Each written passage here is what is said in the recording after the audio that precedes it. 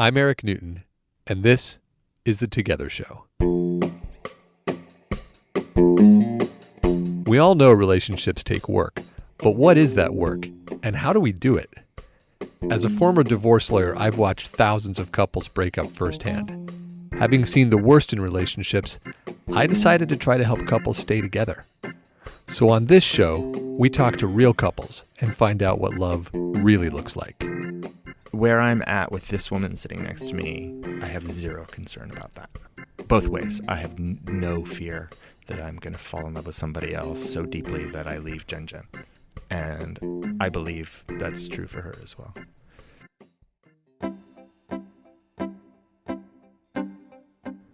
Welcome to episode 2, everybody. Thanks for tuning in.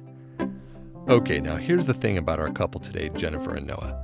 First, they're very dear friends.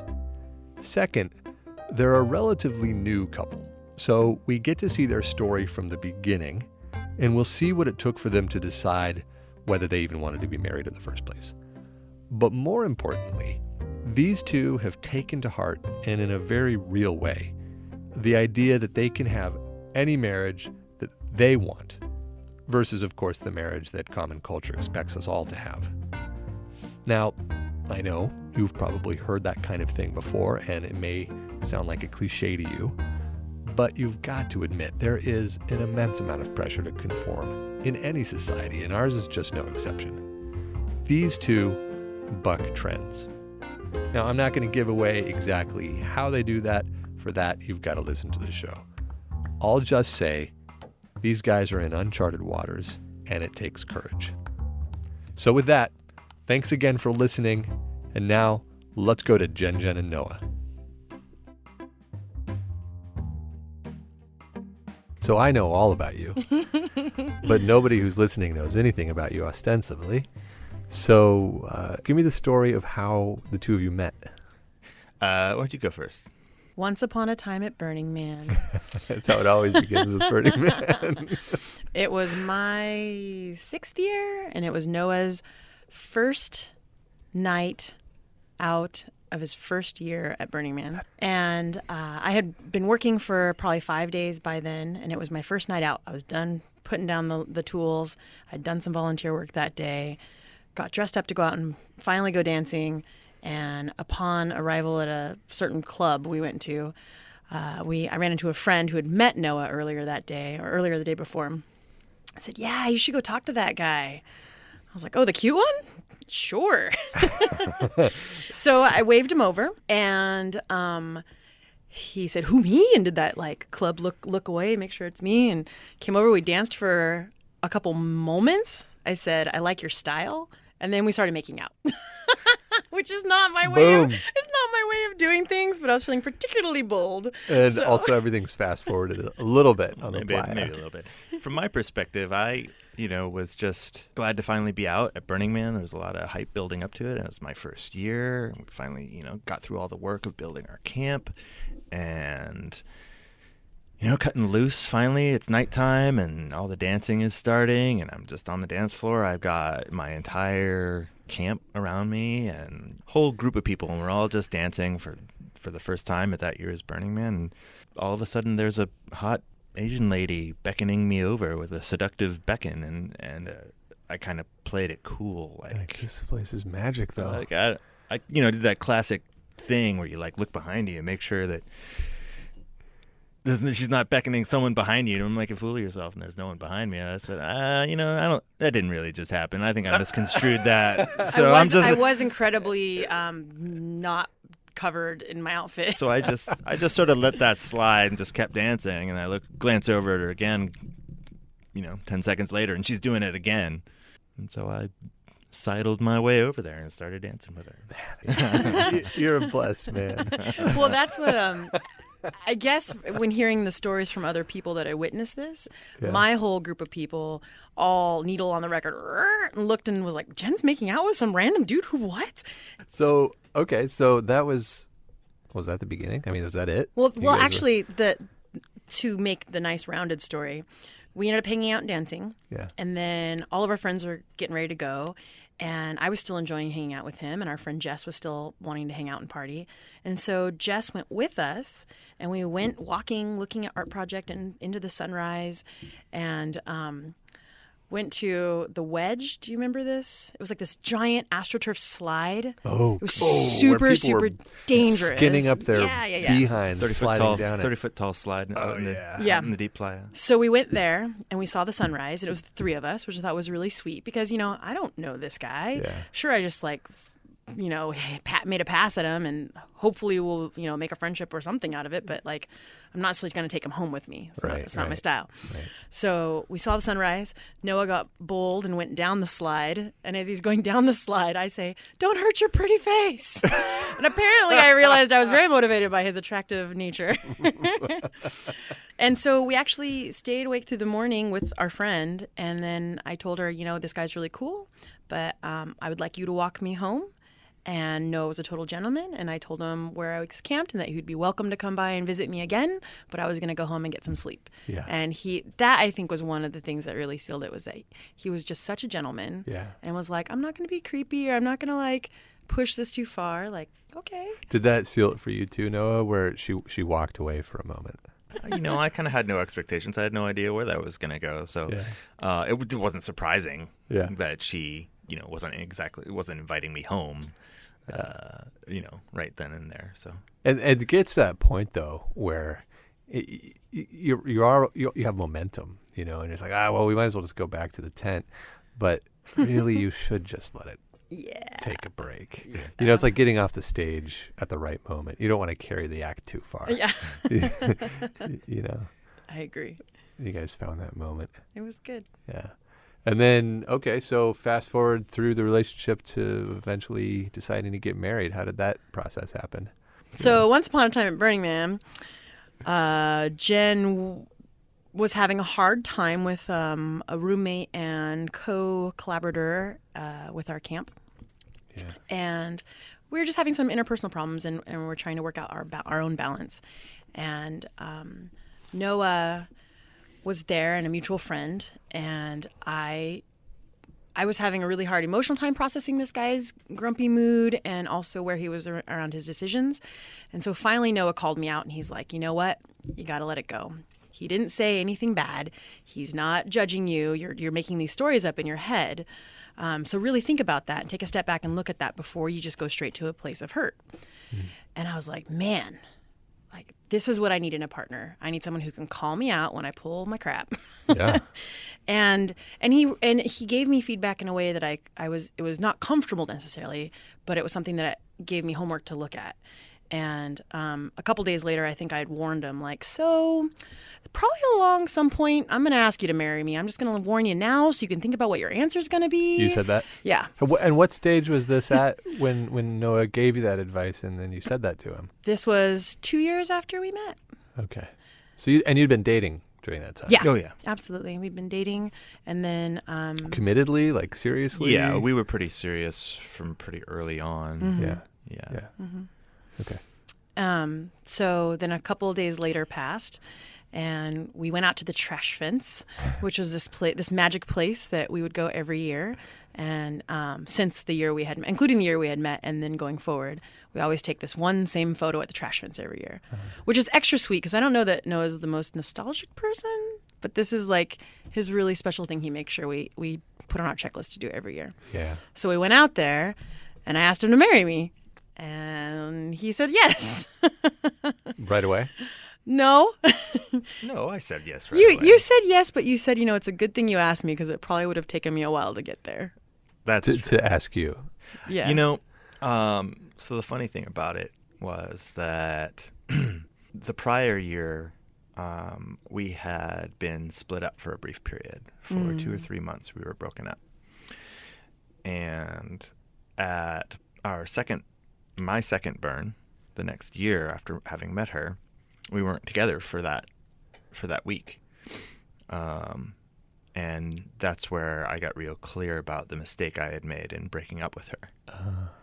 And towards the end of the week, I committed myself to re-earning her trust and getting her back. Oh, Isn't it amazing how it's that's what can make you realize that someone's the right one, is losing them. And so I, started that process, and we had a lot of talks. And towards the end of the week, I had convinced her to at least take another go. Had he broken trust somehow? Yes. In my eyes, yes. With that first breakup? What? Yeah, we had, he had done a lot of traveling, and so there was some distance in between us. Uh-huh. There wasn't necessarily broken trust around the travels necessarily, but we had a lot of distance, and then his life and career was going one direction and mine was going another. And then we just had a lot of distance between the two of us. And then we had some miscommunications that had happened, and it just all kind of led to, what are we doing? Why are we doing this? Blech. But we needed a break, and we needed to step away from it, and we needed to figure out if I was going to take him back or if he was willing to deal with me and my neuroses. So we had some really long talks, just walking out into the dust, and I tried to get very real about it. I always tried to tell her, look, I'm trying to convince you to, come back and let's do this thing. Let's try and do it for real. I keep running in my life. I keep running away from relationships as soon as they start to go big, and I think I'm just running my pattern again. And it's time for me to put my big boy pants on and have a real relationship. What about Jen why? There was a lot of reasons. I think she was the first person I had been with who was really willing to take the deep dive and get real and get real honest and actually connect on a level that my previous partners either weren't able or weren't willing to. And I realized that there was something real special there. What is that made of? Do you know what I'm asking? I think it's made out of a whole lot of confidence and self-awareness. Yeah. And when you say connecting on a real level, like being willing to have hard conversations, being willing to do some work without worrying about rejection or fear of in those conversations and trying to get her back. I tried to keep it very real. I wasn't promising her rose petals and perfect romance till the end of time. I told her it's not going to be perfect. Relationships aren't perfect. It's going to be Upsy Downsy. It's going to ebb and flow. There's going to be good times and there's going to be bad times. It's such a good phrase. But the thing that I was promising was that I wasn't going to just walk away during the downtimes. Were you hearing all that, Jen? Is that what you were hearing when he was talking to you in the dust? Trying to get you back? Once I let down my guard enough to let the words in, I heard them. Yeah. My experience out there is, and Noah said this before too, is that everything's turned up to 11. Yeah. And so as much as I am usually very open to processing relationship stuff, I was concerned about making any promises that couldn't be kept out there, or thinking that the fairy tale out there was gonna be resolved back home when the rest of our lives were there with us. I was being a bit stubborn, admittedly, and I was being cautious because I was really, really hurt, and I didn't know how to resolve things best, and I needed some time to sit with my feelings around it, and so he gave me that. And it was good. So, on my way out, after pack up, after having that conversation with her the next day, I was in the truck with my brother, and we drive past her camp, get out real quick to give her a hug goodbye, tell her I'll see her back on the flip side, back in the real world, and get back in the truck, and we're rolling back onto the highway, and I say to my brother, we're still together in a year. I'm going to ask her to marry me. And then I beat him to the punch. So when she asked me to marry her the next year, my response was, I'm really glad you did, because even though I told myself I was going to ask you, there was something inside keeping me from doing it. What was that? My resistance to marriage, which had been with me my entire life. You know, I was not down with the idea. What was your concern about the idea of marriage?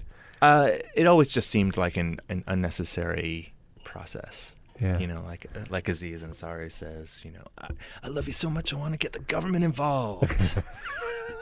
Such a great joke. Every time I hear it, I don't expect the punchline, and it gets me every time. You know, it took a while for me to get over myself and realize that there might be some value to the institution. Well, so is there? Uh, How long have you been married now? 2 years, almost 2.5. Mm-hmm. What do you think? It's been great. The wife goes wild. And all her fans. Now, I can't tell you if it would have been just as great had we not done it. Yeah. Maybe. You can't. This is not science here. This is anecdotes. Yeah. You two are very focused on creating a marriage on your own terms, a marriage that was for your purposes, not rooted in what society thinks a marriage needs to be. Borrowing from society standards for sure, but really, really getting adventurous, creative, and courageous to go create your own life. I agree. Why? Where did that come from? How did you?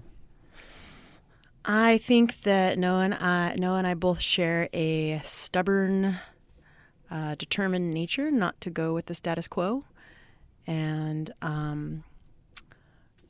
we pride ourselves on being thoughtful and creating rules that fit us better than just what's the average application. Or, you know, I was never the little girl that grew up saying, I'm going to live in this kind of house and have a boy and a girl and, you know, my husband's going to be really tall. And I never had that. And, you know, I actually really attribute my parents and my auntie for like not telling me which way was right or wrong, but really letting me decide on my own what I wanted. Yeah. And that's something that has stayed with me all through my adult years to date and has been really, really beneficial in kind of charting out my own course.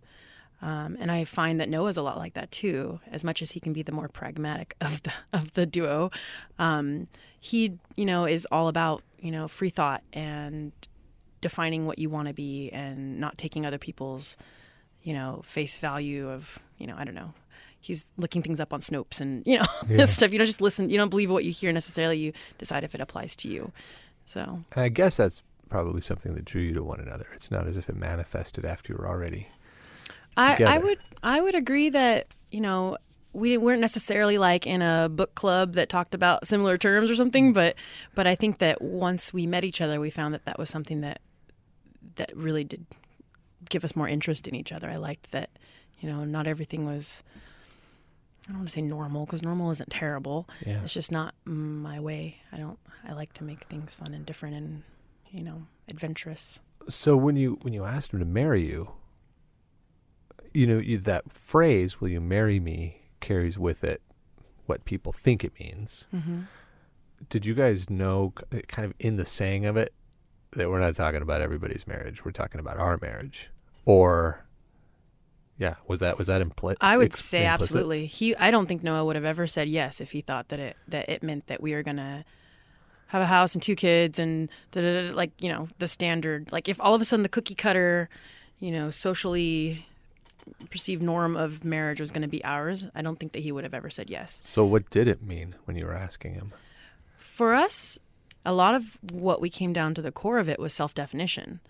And I think we even said that in that conversation of like, I don't know what that means. Like, will you marry me? I don't know what it really means, but like, let's make it happen. Let's figure it out. No easy outs is really our thing, is like, we're committing to doing the work. Yeah. And then the rest of the stuff we'd figure out. Getting married, and on some level, really strengthens that easy walk away is not an option. I'm in this, and it really cements that commitment. Yeah. It's not that it can't be undone, but it's a whole lot harder than just I'm taking my dog and this lamp and I'm out. Yeah. Because I'm upset and slam the door and gone. That's not it can't work that way anymore. There's no easy outs anymore. You're in this. Is that the kernel of what marriage means for you? No. But it certainly it represents a higher level of commitment. Yeah. That I didn't necessarily think was essential prior. Yeah. And once I got a little clearer on that, combined with, it doesn't have to be any specific way. It doesn't have to be the way the world tells you it's supposed to be. We get to make it for ourselves. We get to decide however the hell we want it to be. And I got a lot more okay with it. It's like, oh, okay. If you're just joining us, you're listening to The Together Show, the podcast about what's really going on in relationships. And I'm in the studio with my dear friends, JenJen Wong and Noah Zilberberg. And we're talking about marriage and what it means. What's the kernel? The kernel for me is, trying not to sound too cliche, but really it's support network. It's support, and teamwork is the part that I feel like sounds cliche, but Noah and I are buddies. We're adventure buddies, as you know. And we've built a home together, and it just is helpful to have someone you can lean on, and that is a different level of support than maybe your network of friends. So yeah, that's my main thing, is a support network. What does that mean? Somebody you can lean on, but what more is there about that concept? Well, you have your family, and you have your chosen family, and then you have the rest of your peers and coworkers or whatever. But there's something about Noah that makes him different than the family and the chosen family, and that he and I, selected each other as a match, and it's a different level of ability to challenge each other. It's a different level of ability to be vulnerable or goofy or totally dorky with each other. So it takes that, closest friendships and puts a different level of, and intimacy to it as well, whether it be physical or emotional. So they lead to one another, don't they? Yeah, they do. That connectivity does.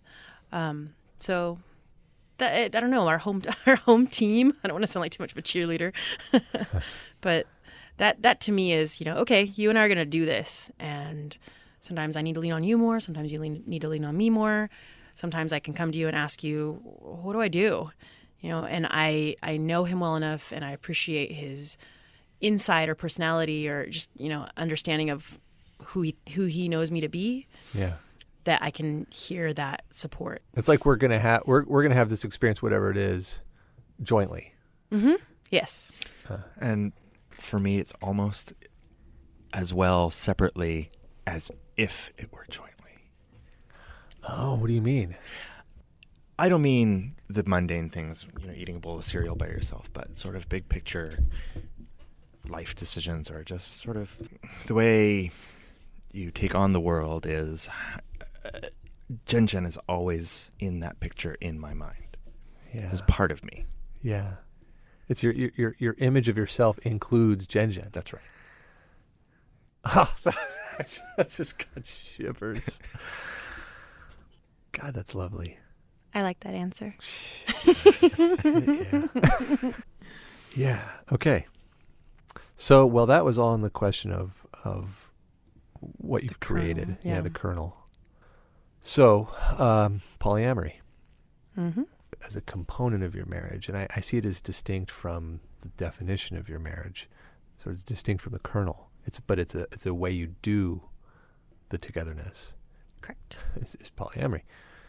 And polyamory, of course, means so many things to so many people.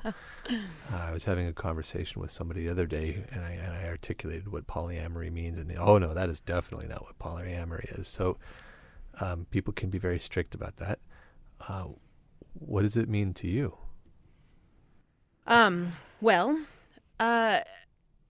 I think part of us not going with the norms is also not necessarily going with the vocabulary either, or with the definitions that other people have put on their own practices of polyamory, open relationships, responsible non-monogamy, all the words that people use to describe it.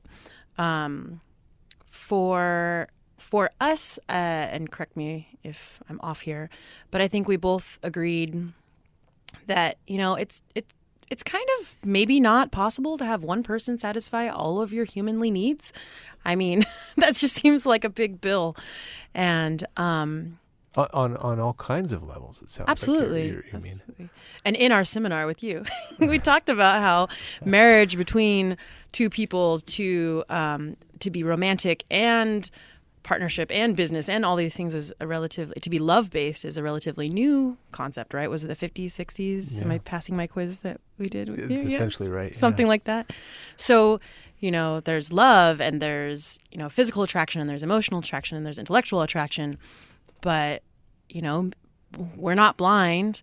And, I think it's a very human thing to think other people are attractive.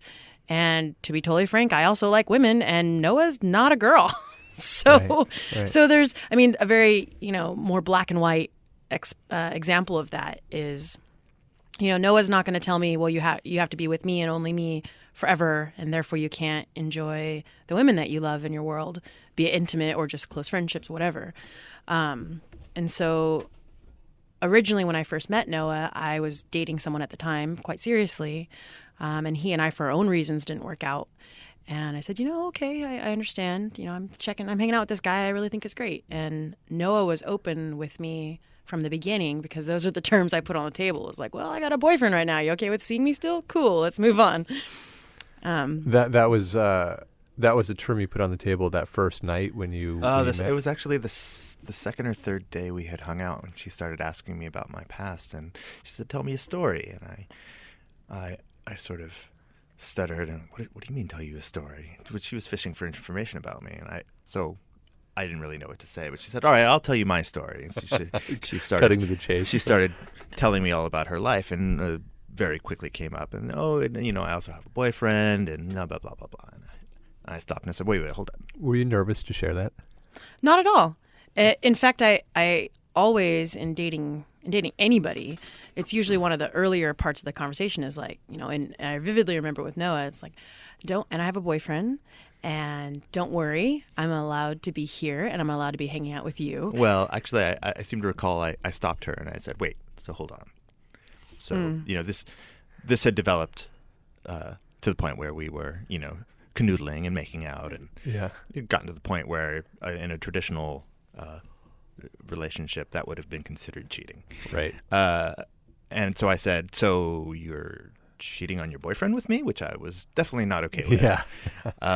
And I had no exposure to open relationships other than a couple of my friends who had some experience, but I had no experience myself. Yeah. I only talked about it. And so she set me straight and said, no, that's not what's happening right now, and this is how it works. For me. For you. For her, yes. As an invitation to say, this is how she is handling that. Right. And I sort of just had to look at that and say, well, am I going to move forward with this, or just is this a deal breaker for me? Yeah. And I said, well, what's the problem right now? Is there a problem right now?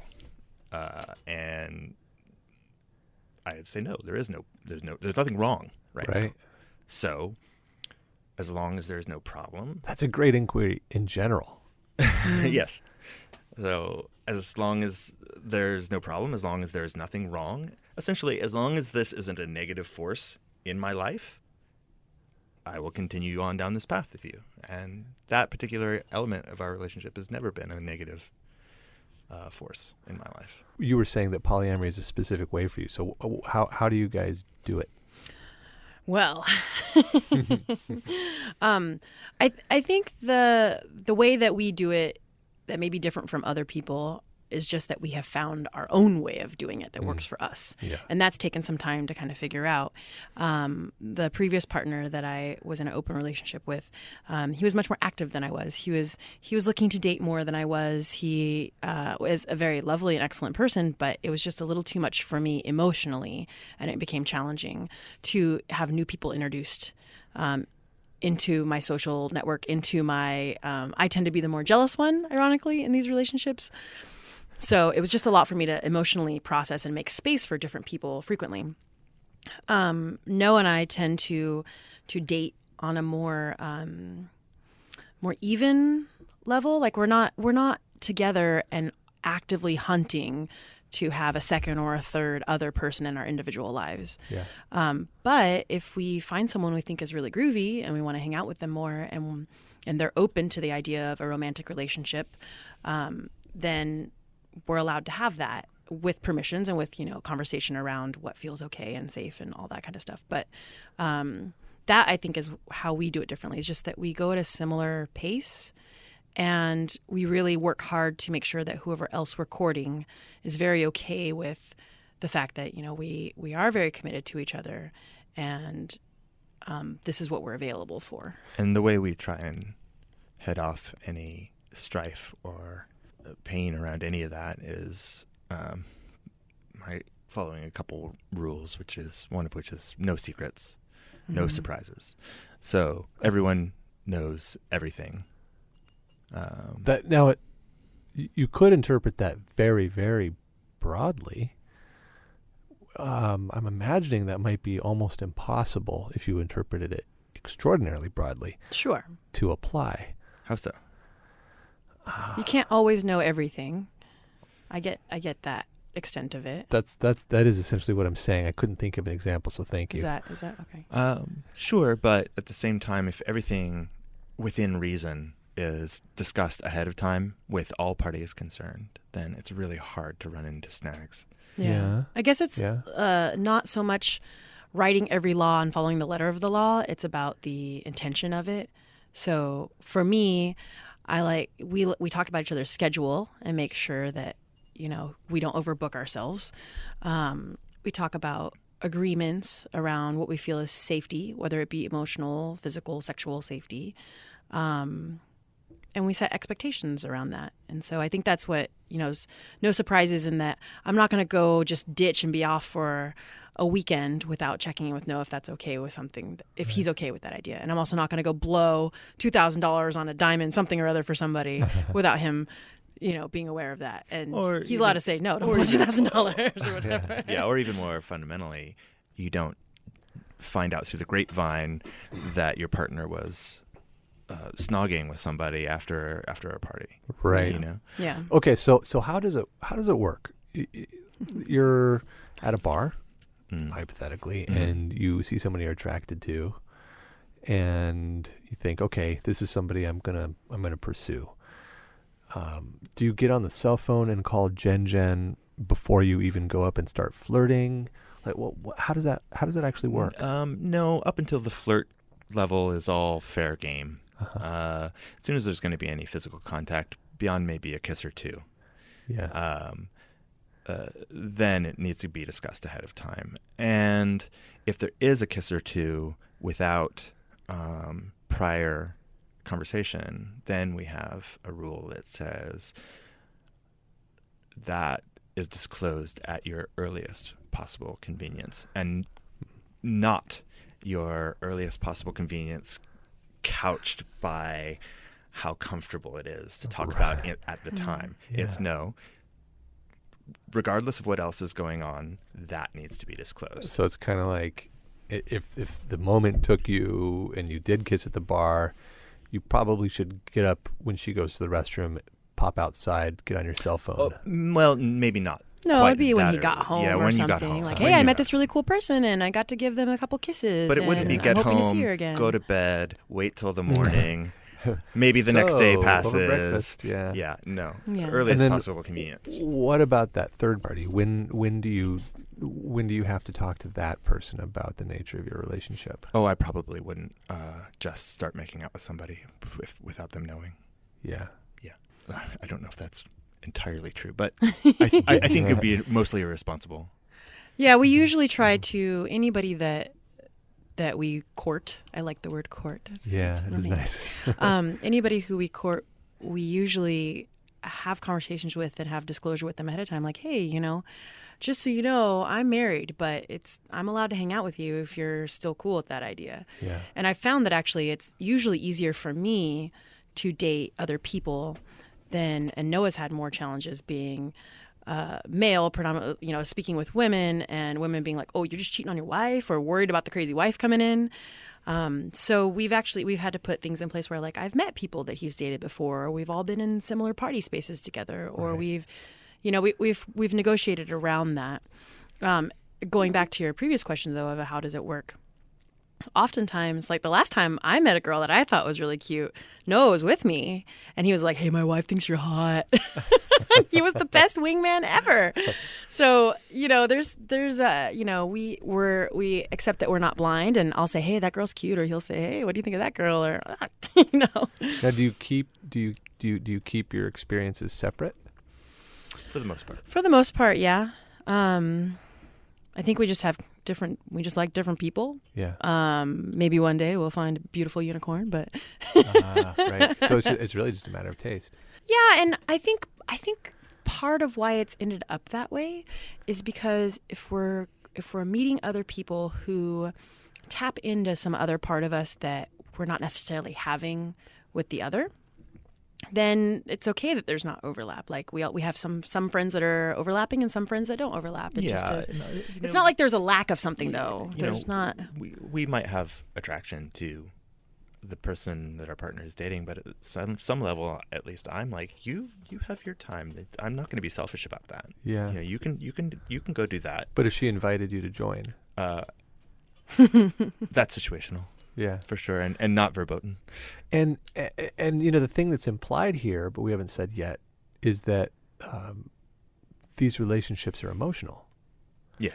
Yes, actually, that is another way that we do poly differently. You're right on that one there. Yeah, say more about that. With Noah and I, what we've done so far, like he'll go on a date and I'll say, hey, is this person nice? Did you have a good time? Are you planning on seeing them again? And the reason why I usually will ask those questions are, okay, am I going to make room for this person in my world?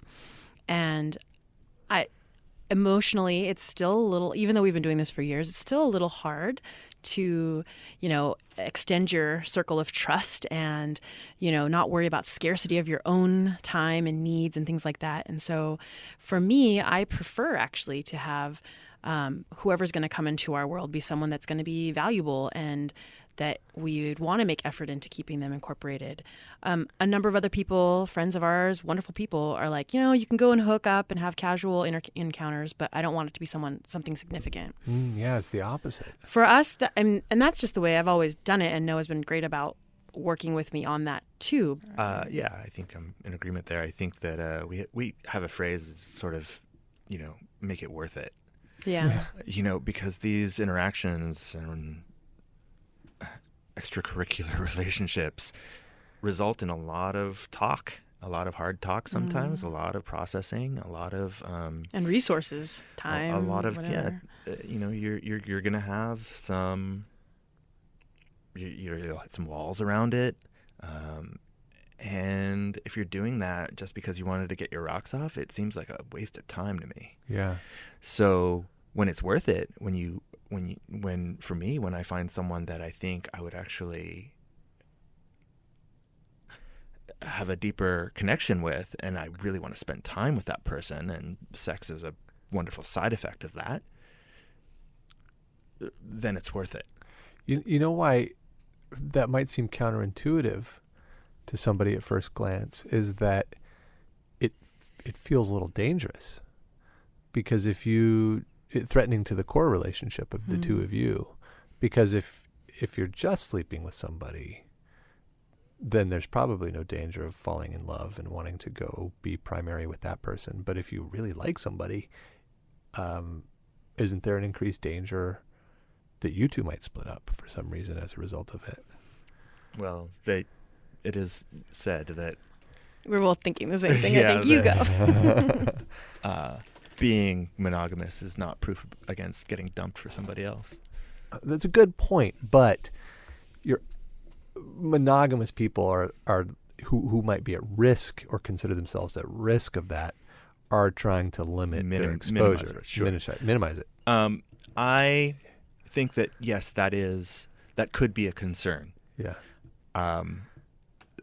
Where I'm at with this woman sitting next to me, I have zero concern about that. Yeah. It is not an issue for me. Both ways. I have no fear that I'm going to fall in love with somebody else so deeply that I leave JenJen.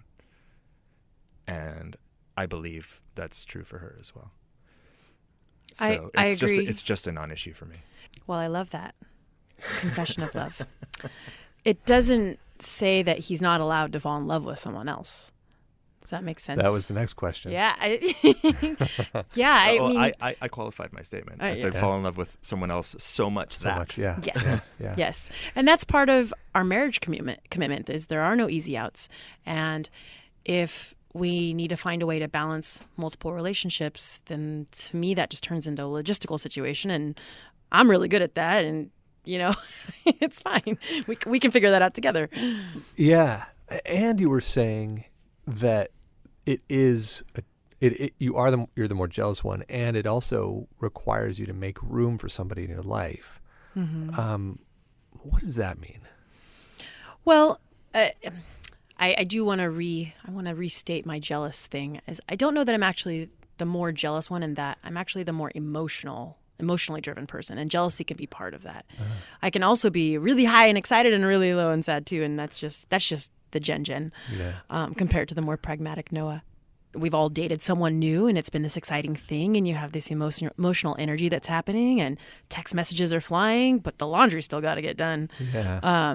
And we still have, mother-in-law's birthday and holidays around the corner, and how do you, as much as I love and respect Noah, and as much as we both have a trust and understanding around how picky we are, that we like excellent people to be in our web of friends or, intimate love connections, that ideally, if he thinks this person is so cool to have around, like, they're probably going to be a really excellent person. And I may not have any physical interaction with them, but if he's going to be leaving to go off for an evening, then there's some negotiation that happens around standard household stuff on the most basic level. Yeah. So is there also, so that makes sense on the practical level. Mm-hmm. And then is there also a way in which you need to make space emotionally for who they are for Noah somehow? Yeah, absolutely. I'm a loyal and defensive partner. I don't want to see him sad. Yeah. I don't want to see him wronged. I get very protective. And he's smiling at me. It's very cute. And also, I want to also support him in his joys, or if he's Twitter-pated, or, I also need to go through all the normal human things that happen, for better or for worse, of, am I good enough? Am I smart enough? Am I still pretty enough? All these things the stories that run through your head of, am I still going to be enough? And when those run through your head, do you share them with him? Yeah, absolutely. And Noah's really good at not necessarily coming back with, you're really pretty and I love you. And he doesn't ever say things because I tell him to say things. Right. Damn it. Yeah, he's not. I wished. No, I don't wish that at all. He's not so easily led that way. No, not at all. But I can express to him, I'm requesting more personal time with you, or I'm requesting, it would be helpful to hear that, you like my outfit or something upon occasion. And most of the time he's just like, oh, of course I do. I just, figured you knew that. Yeah. So it's a negotiation around communication. And anyway. It sounds like you don't have a zero-sum game or a limited pie experience of the amount of love that's available. Is that right, Noah? Yeah. How does that? I bet you most people who hear about this the first time just can't believe that's true. It's like you've got. Well, I feel like I'm rattling off all of the poly platitudes, but again, it's said that love is not a finite resource, despite what the world would have you believe. However, time is. It's so true. It's another aside for the blog that goes along with this podcast. We have a column called Poly Advice for the Monogamous. Oh, awesome. But the idea, of course, is that the poly community has to think so deeply about how relationship works and the nature of relationship that they have a lot to share with the monogamous, who oftentimes just take the structure of their relationship for granted in our culture. Yeah. And that's a perfect example of it. Whether you're having extramarital sexual relations or emotional relations or not, there's nothing that makes it true that love is finite. Yeah. That's lovely. I want to turn to the question of disputes and challenges in your relationship. Is there anything else that I didn't ask about in poly that I should have, that you would want to share? Oh, that conversation could go on for hours. So yeah. we can move on. I think for us is it does go to the core of our relationship of self-definition, and in that creating the own definition of our relationship. And so the way we do poly isn't the way somebody else is going to do poly, and that's totally fine. Yeah. And just that we're open and we communicate about what works for us on an ongoing basis, and to have flexibility around what that definition can shift over time is okay. Yeah. I guess that would be kind of our... Yeah, I guess I will cap that off actually with one thought, which has to do with what she just said around self-definition, which is I am not one of those people who thinks that poly is for everyone and anyone who's monogamous is doing it wrong. I just think in all things, look at it and choose and make a decision, make an informed decision. Don't default to how the world works because that's the way the world works. Or that's all you've known so far or whatever. In all things, that way of thinking just drives me batty. Yeah. So choose for yourself. Yeah. Create your reality. Create your reality. Amen. Yeah. If you're just joining us, you're listening to The Together Show, the podcast about what's really going on in relationships. And my guests are JenJen Wong and Noah Zilberberg. And we were just talking about the nature of your relationship. And I wanted to turn to the question of disputes and how you resolve them and just how that all works in your relationship. You guys have had a tough year in some ways. It's been fraught with some challenges that you couldn't have predicted. But looking at you, from my perspective, from the outside, you're as peaceful and content as I've ever seen you. So something's working. But can you talk about some of the tough spots you've had so far in your relationship? On the whole, to start lightly, to start with a light version of that, one of the hardest things about our relationship for me was learning how to live together. Yeah. Like if I could just start with that one, other things around too of family members passing away or, breakups with other partners that were challenging or painful or sad or, I would say that the first step for us was learning how to live together. What did that look like? It was all about negotiation. We had to figure out how to share tasks. And now that you're not just crashing at my house and I'm not just crashing at your house. Now it's like, okay, who's going to do what? And one example I love to bring up is the laundry. Can I bring this one up? Because I think it's really sweet. I am a clean freak. And I don't mind doing laundry. I'm perfectly fine with it. And Noah would throw his laundry on the floor all the time. I'm like, why don't you just put it in the basket? I'll wash it for you. And this went on for a while. He wouldn't put it in the basket. It would be on a pile next to the basket. He wouldn't put it in the basket. And then finally it came out. I finally got frustrated with him for not putting the laundry in the basket. Simple task. It's not that hard. Put it in the basket. And he said, I don't want you to think you have to do my laundry because you're the woman in this relationship. And I was like, wow, that's really awesome, actually. Actually, it's really me not minding doing laundry. And I don't think it's because you have an expectation around me doing it because I'm the female. So that would be one example of us clarifying a conflict And just by talking about it, getting to like what actually is going on, what actually is the perception of it. And then now he has clean clothes all the time and it's great. He has to put them away though. It's a good negotiation. It wasn't necessarily that I was putting the laundry on the floor. I just You were putting a I was doing laundry at the schedule and rate at which I had always done laundry, right, which was a little slower than what Jen would have liked. But I would get around to doing my laundry eventually. Right. And my expectation was, I will take care of my laundry. You take care of your laundry. I do not expect you to do all of the laundry. Right. Well, what are you guys fighting about? What are you guys fighting about these days? Not a lot. In general, we don't fight. Yeah. We've had a couple big fights, but those were little things come up in the moment, and they're just bubbles of frustration, and they get dealt with right then and there. Right. And then nothing festers and stews and develops into a fight. Yeah. Mm-hmm. We were talking about that on the way over here because we're like, okay, Erik's going to ask us questions. What is he going to ask us? We don't want to sound stupid on the radio. I mean, I don't want to sidestep the question about how do you deal with conflict, but I really do think the best way of dealing with that is preempting the conflict. Oh, say more. As in all things, don't be a douche. That's such words to live by. Totally. We also choose our battles too. I mean, that it's kind of an old phrase, but it really makes sense. Like certain things aren't worth fighting about. He put something on the wrong shelf. So what?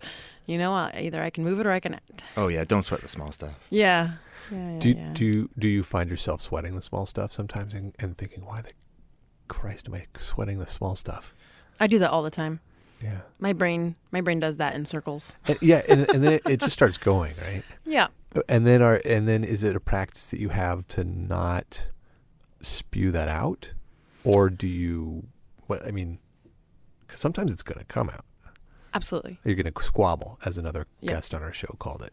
Over the years of us being dating, going steady, and married officially, we've really worked on. Noah's actually gave me these words of like just this intrinsic trust, like this base level of trust that I trust him as a human. And then I also trust him in his, way of holding me or way of interacting with me. And that, like, I try to look through when I make decisions around things for the household, whatever that is. Like, I also think of it through a lens that includes him. And so in being, I guess it's mindfulness. In being mindful in that way, you're not causing more conflict. Because like, oh, I'm not going to drink all of the soy creamer because I know Jen really loves soy creamer. She wakes up and she doesn't have soy creamer. She's going to be grumpy. That's a lovely, obvious example. Something I try and use is default to the benefit of the doubt. You get angry with your partner, or not angry, but upset or frustrated or annoyed at something they're doing. Why are you? Do you think what do you know about your partner? Are they a bad person? Are they a douchebag? The answer is no. So why are they doing what they're doing, or why are you perceiving it that way? And default to, well, I'm going to give them the benefit of the doubt that they're not doing this because they're a bad person. So let's just take that down a notch, and then you can come at the conversation from there. I've always loved that one. And I find myself wondering, why don't we as humans default to that? It's hard. We go to fear first. Yeah. We go to hurt. We go to the emotional scarcity, self-protection, panic spot instead of what a wise man once told me, to be curious and not furious. Some advice that Mr. Newton here gave me during our marriage seminar I use all the time. I have to give credit too. I learned that from the famous therapist Ellen Bader. Oh yeah, who hopefully will be coming on the show. Oh, wonderful! It's been such a useful tool to, in the moment, right before the stubborn me or the stubborn him, which we both have that in us, goes to defense or some sort of panic. We take a breath.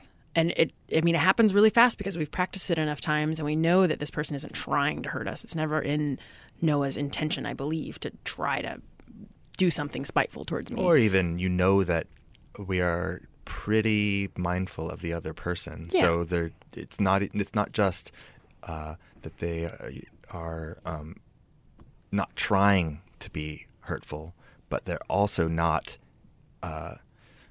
being dismissive. Yeah. And not considering the other person in whatever they're doing. Yeah. Yeah. And then we also are willing to admit when we're wrong. Sometimes we're wrong. And Noah's really great at being like, okay, you're right, I was wrong. And then I go, okay, I'm not going to rub it in. And then the opposite happens and he doesn't rub it in on me. And then, okay, great, I can be wrong, he can be wrong, da-da. And we usually learn something about ourselves or other things about it. Do you think that defensiveness has a place in marriage? No. I don't know. I don't actually know the answer. I know that defensiveness, you would have to define that. I think that being defensive when someone is accusing you of something that is clearly incorrect is different than someone's just bringing something up that is tough or hard to talk about, and you go and you put up your guard and all of your shields, and that kind of defensiveness. No, I don't think that has a place. It's a roadblock. And the reason that we put up that block and all those shields when somebody brings up something difficult is what? Instinctively, most people do that. Why? Being exposed, feeling inadequate, all of those little scary spots of not doing it right. I don't know.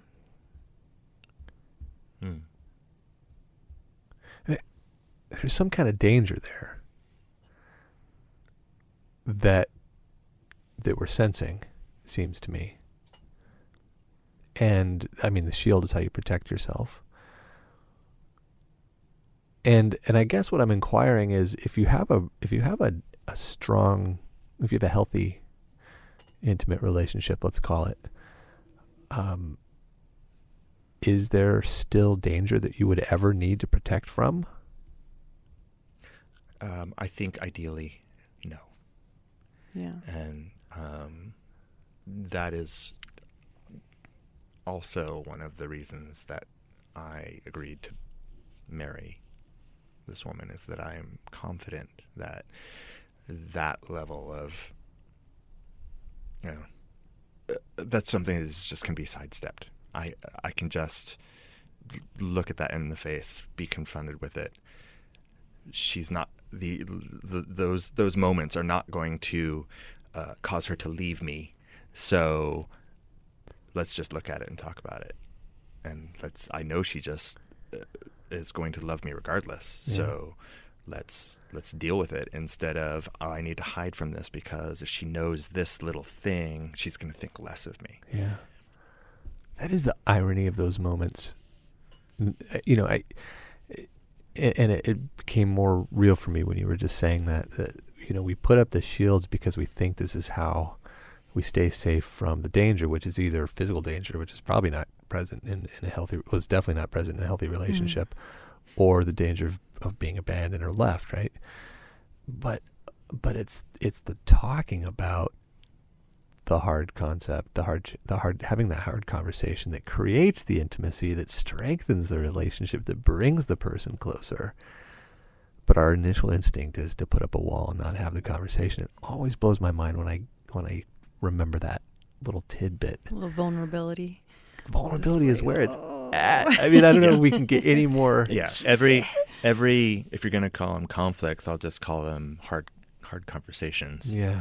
Because it's not necessarily conflict. That's a way better way to talk about the question of fights that I was asking too, because it's not fights. But yeah, every hard conversation just drives you closer. So whether it's if you let it, well, yes, if you work through it and come around the other side, you will be closer. So good. So whether that's something mundane like the laundry thing, yeah, or something huge like sleeping with another person, when you talk about that hard thing, come through the other side, you're going to be better for it. So, And there's no way to replace that intimacy. There's Right. no other route to it. There's no way to fake it. And there's no way to get it instantly. Yeah, true. And there's something really beautiful about being that vulnerable, and to be able to be ugly with each other is very intimate.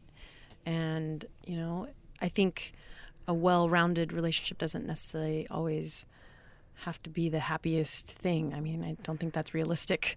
I think that, you know. And by that you mean you can't expect both people to always be smiling, Yeah. joyful, happy. Yeah. I mean, your net state can be a joyful, happy person, but from day to day, there's going to be things that you don't necessarily see eye to eye on. And that's good, because if I dated someone or married someone who was totally passive to my decisions, that doesn't work for me. And You in wouldn't fact, have a partner, would you? right. And that's actually why when Noah called me out over my disagreement with a friend, I was like, that's what I needed. I needed someone who would push pull with me and wouldn't let me bowl them over. You guys, this has been such a lovely conversation. I always love hanging out with you. This is the intensity of this kind of talk is such a privilege for me. Okay, I like to end interviews with a rousing game of this or that. Arousing? A rousing game of this or that. I'm already aroused. You're always aroused, Noah. Oh, boy.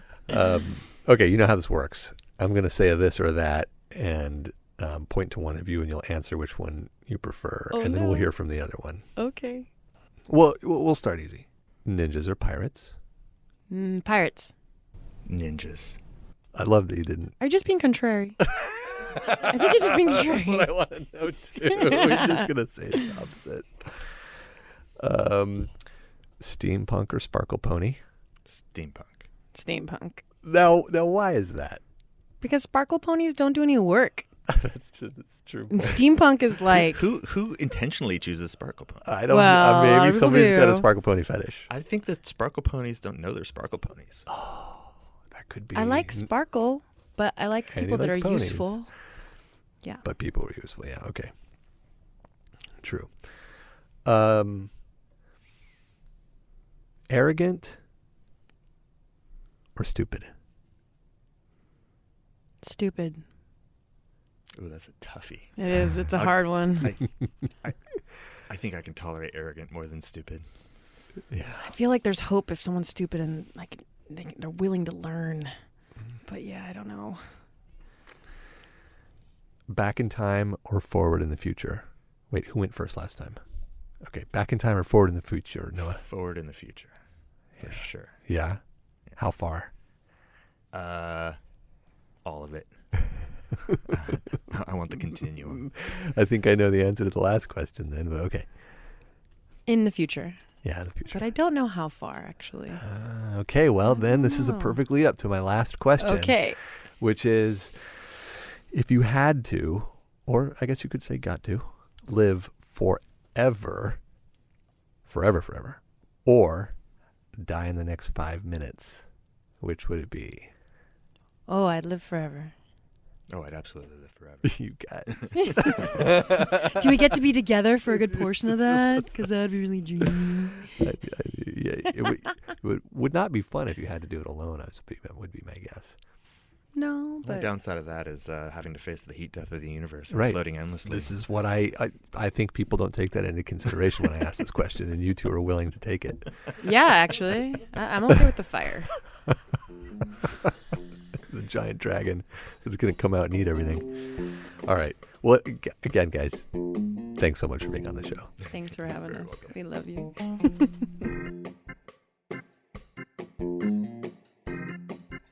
And with me in the studio, as always, is my producer, Charlene. What's going on? I love those two so much that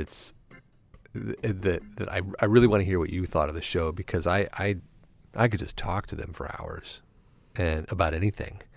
And I almost don't, I don't have enough distance in some ways to really assess what we talked about. Uh-huh. Whereas with most of the couples, I don't know them, so I get Right. it. Well, you get, it's clear that you have this special history with them. Yeah.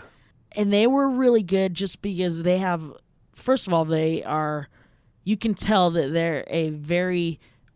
they have good energy as a couple, and they don't mind putting all of their stuff out there. Yeah. Obviously, because of all the things that they talked about. The choices that they've made in their marriage are about creating intimacy and commitment and strengthening the bond between the two of them. And then one of the ways that they do that is by practicing polyamory.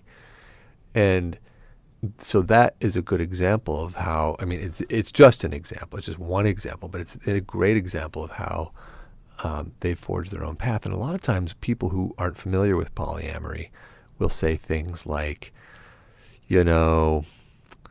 with polyamory, there's usually one person who just wants to play around and the other person who loves that person so much that they're willing to put up with it. Mm-hmm. That's sort of the cliche you hear from people who haven't been around really well-grounded polyamorous couples.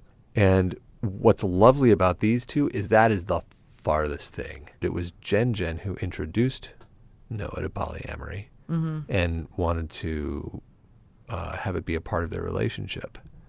And then he picked up the philosophy and the thinking of that way of being and ran with it and created his own interpretation of it.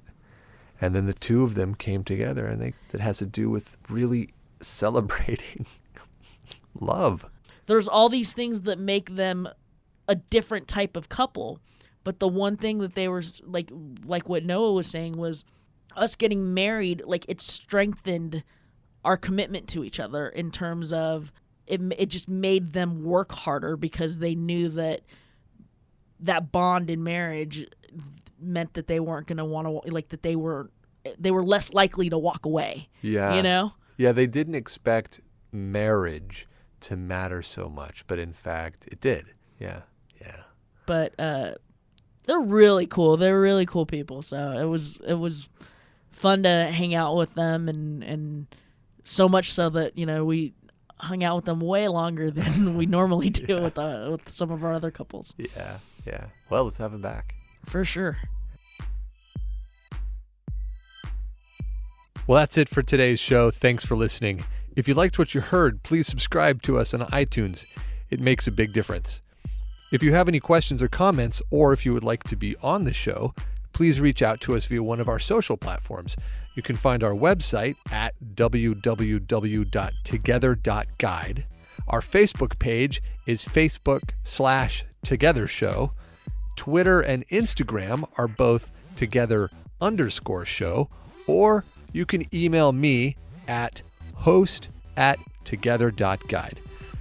Our producer is Charlene Goto. Our web designer is Courtney Munna. Our art director and my one and only is Aubrey Pick. She's the whole reason, folks. The song Cut and Run was provided by Kevin MacLeod of Incompetech.com. And a special thanks once again to our guests, JenJen and Noah. I love you guys. Thanks so much for being on the show. Now be sure to tune in for tomorrow's episode, in which you will hear... You're each other's rock through all of these transitions. You're building new relationships, you're starting new jobs, you're starting new curriculum. I just have been so grateful that you have your best friend, partner, lover through all of those transitions in life. That's all for today. See you next time.